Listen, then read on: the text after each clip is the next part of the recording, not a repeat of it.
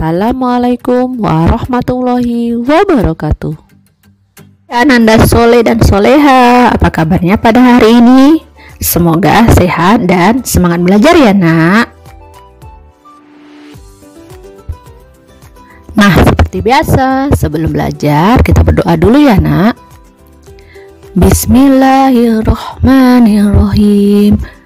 Rabbi zidni ilma warzuqni fahma. Amin. Hari ini kita akan belajar tematik. Tema 3, subtema 3 pada pembelajaran 1 dan 2. Nah, hari ini kita akan belajar mengenai perubahan wujud mencair, perubahan wujud membeku, dan satuan baku. Pengertian perubahan wujud. Adapun pengertian dari perubahan wujud benda adalah peristiwa perubahan bentuk suatu benda menjadi bentuk benda lain yang berbeda karena benda menerima atau melepas kalor. Adapun penyebab perubahan wujudnya yaitu satu, suhu. Semakin tinggi suhu maka perubahan wujud zat akan berlangsung lebih cepat. Yang kedua, ukuran benda. Benda berukuran kecil lebih mudah mengalami perubahan daripada benda berukuran besar. Dan yang ketiga, jumlah zat. Zat dengan jumlah lebih banyak akan lebih sulit mengalami perubahan. Pada pembelajaran kali ini kita akan membahas jenis-jenis perubahan wujud yaitu mencair dan membeku. Perubahan wujud mencair. Mencair. Mencair adalah perubahan wujud dari padat menjadi cair. Peristiwa ini memerlukan energi panas dengan suhu tinggi. Contohnya, benda mencair itu air yang membeku atau es yang dipanaskan dan berubah menjadi air. Es mencair jika suhunya mencapai 0 derajat Celcius. Besi dapat dicairkan jika dipanaskan sampai suhu 600 derajat Celcius. Setiap benda mulai mencair pada suhu yang berbeda-beda. Suhu di mana benda mulai mencair disebut titik leleh. Selanjutnya kita akan belajar perubahan wujud benda membeku. Membeku. Membeku merupakan peristiwa perubahan wujud benda dari cair menjadi padat. Contohnya air yang didinginkan yang dimasukkan ke dalam freezer. Benda itu akan membeku dan menjadi es batu. Nah, pernahkah kamu mencicipi es krim? Rasa es krim bermacam-macam. Es krim terasa segar jika dinikmati di siang hari yang panas. Baiklah, Ustazah akan memberitahukan alat dan bahan untuk membuat es krim, yaitu 2 buah kantong plastik dengan perekat atau zipper, satu berukuran besar dan satu lagi berukuran sedang. 2 handuk kecil atau sarung tangan. 3 300 ml krim segar atau susu atau santan. Yang keempat, 2 sendok makan gula pasir. Yang kelima, 6 sendok makan garam batu. Dan yang terakhir, 2 mangkok es batu berbentuk dadu. Cara membuat es krim. Yang pertama, campurkan susu atau santan segar dan gula ke dalam kantong plastik yang berukuran sedang. Rekatkan ujung plastik dan pastikan plastik benar-benar rapat. Selanjutnya, masukkan potongan es batu dan garam ke dalam kantong plastik besar. Kocok sebentar agar es batu dan garam tercampur. Yang ketiga, masukkan kantong plastik sedang yang berisi susu atau santan ke dalam kantong plastik besar yang berisi es batu dan garam. Kemudian tutup dengan rapat perekatnya pada plastik besar. Selanjutnya yang keempat, kocok dan pijat-pijat kantong plastik tersebut selama 10 menit. Gunakan handuk atau sarung tangan agar tidak terlalu dingin ketika disentuh. Yang kelima, keluarkan kantong plastik sedang. Kemudian bersihkan atau lap dengan kain untuk menghilangkan garam yang menempel.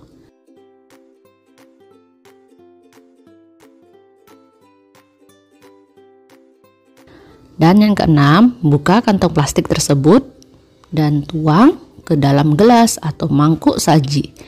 Es krim siap dinikmati.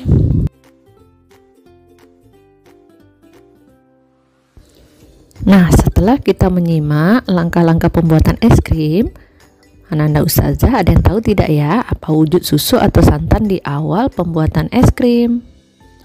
Iya benar, wujudnya cair. Dan apa wujud susu atau santan di akhir pembuatan es krim? Ya benar, wujudnya padat.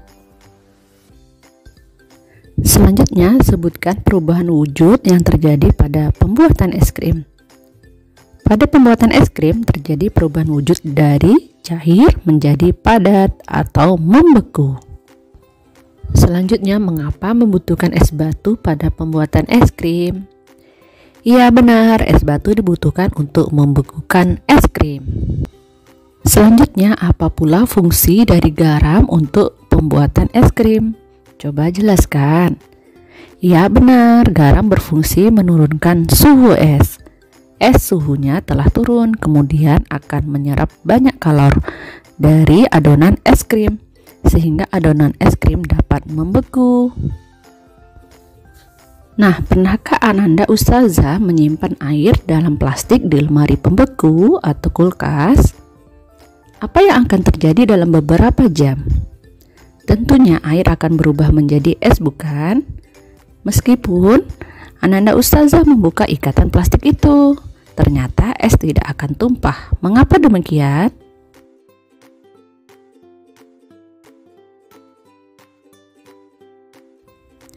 Iya benar, wujud air berubah dari cair menjadi padat.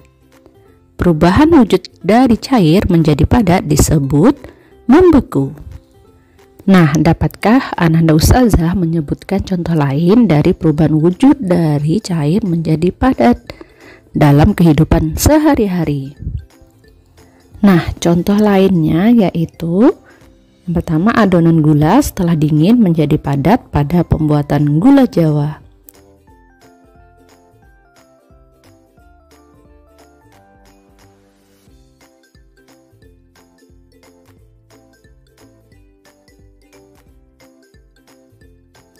Yang kedua, pada contoh agar-agar yang berwujud cair lama-kelamaan akan menjadi padat. Yang ketiga, air yang dimasukkan ke dalam freezer lama-kelamaan akan membeku menjadi es batu.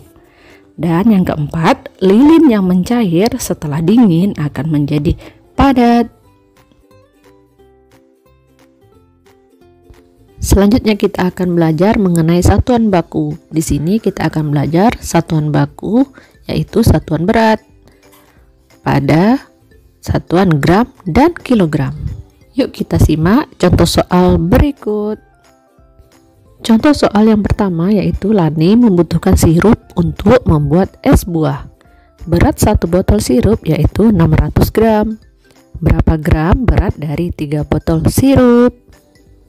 Nah, di sini ada 3 botol sirup. Satu botol sirup beratnya 600 gram. Kalau 3 botol ada berapa gram ya? 600 gram ditambah 600 gram ditambah 600 gram. Karena ada 3 botol, maka jumlahnya adalah 600 ditambah 600 ditambah 600. Iya benar, hasilnya 1800 gram beratnya. Nah, dapat juga dicari dengan cara lain ya nak, yaitu dengan cara perkalian.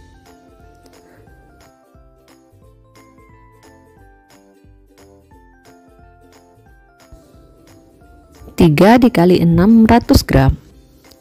Dan kita cari 3 dikali 6 dulu ya. 3 dikali 6 sama dengan 18. Dan kemudian kita tambahkan dengan 2 nol yang di belakang 600 tadi. Jadi hasilnya adalah 1800 gram.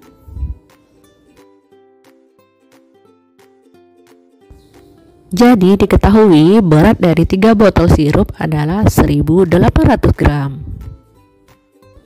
Contoh yang kedua yaitu ibu membeli 5 kg gula pasir.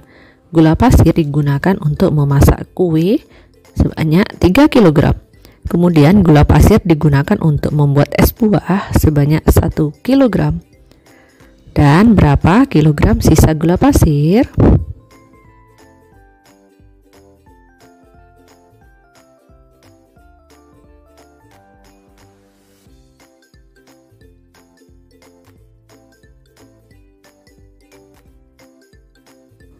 Kalimat matematikanya yaitu 5 kg dikurang 3 kg dikurang 1 kg.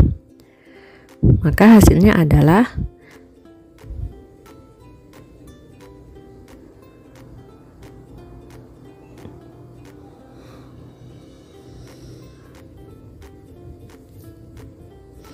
1 kg. Jadi sisa gula pasir ibu adalah 1 kg. Contoh yang terakhir yaitu Lani membeli 750 gram jeruk medan. Kemudian jeruk medan dipakai untuk campuran es buah. Jeruk yang tersisa yaitu 530 gram. Berapa gram jeruk medan untuk membuat es buah? Kalimat matematikanya yaitu 750 gram dikurang 530 gram.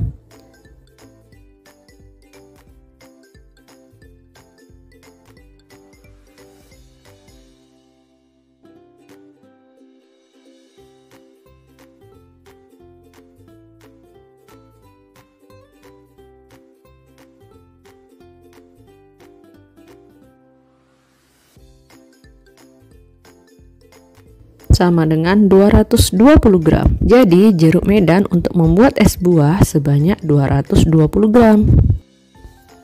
Nah, Ananda Ustazah, tugas hari ini adalah membuat es krim. Untuk langkah-langkah pembuatannya boleh dilihat pada video Ustazah ini ya, atau pada halaman 132 sampai 133 pada buku tematik tema 3. Silahkan mencoba. Dan sampai di sini dulu ya pembelajaran tematik kita pada hari ini. Semoga anak-anak bisa memahami apa yang telah Ustazah sampaikan. Dan terima kasih sudah menonton video Ustazah ya. Wassalamualaikum warahmatullahi wabarakatuh. Thank you.